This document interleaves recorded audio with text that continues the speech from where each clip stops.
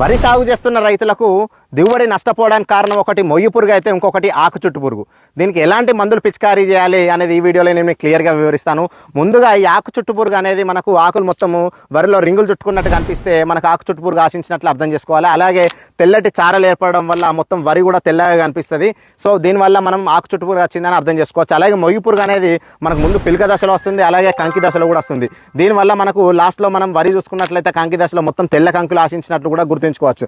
So దీని గురించి రైతులు 2 సార్లు మందులు పిచికారీ చేయాలి. అదే సహారా కంపెనీ వారిది టాపర్. దీనివల్ల వరి గ్రీనిష్గా రావడమే కాకుండా మనం మొయ్యి పురుగు మరియు ఆకు చుట్టు పురుగును కూడా నివారించుకున్న వాళ్ళం అవుతాం. ముందుగా 15 నుండి 20 దశలో ఒకసారి స్ప్రే చేసుకోవాలి 150 ml per acre. అలాగే కంకి దశలో కూడా 150 ml per acre గా రెండోసారి స్ప్రే చేసుకున్నట్లయితే దాదాపు మీరు 90% వరకు ఈ ఆకు చుట్టు పురుగు నుండి మరియు మొయ్యి పురుగు నుండి కాపాడుకున్న వాళ్ళు అవుతారు. ఒకవేళ మీకు కూడా ఈ సహారా కంపెనీ వారిది టాపర్ కావాలనుకుంటే స్క్రీన్ మీద నేను వారి నెంబర్ ప్రొవైడ్ చేస్తాను. వారు కాల్ చేసి కూడా ఆర్డర్ చేసుకునే ప్రయత్నం చేయొచ్చు. దీనివల్ల వరి గ్రీనిష్గా రావడమే కాకుండా ఈ మొయ్యి పురుగు కానీ ఆకు చుట్టు పురుగు నుండి కూడా కాపాడుకున్న వాళ్ళు అవుతారు. ఇది మీకు దగ్గరలో ఉన్న డీలర్ దగ్గర కూడా తీసుకోవచ్చు. ఈ వీడియోని వెంటనే తోట రైతులందరికీ షేర్ చేసి అలాగే వ్యవసాయంలో ఎప్పటికప్పుడు కొత్త విషయాలు తెలుసుకోవాలంటే మాత్రం మన సాయి రైతుబడి పేజీని ఫాలో చేయండి.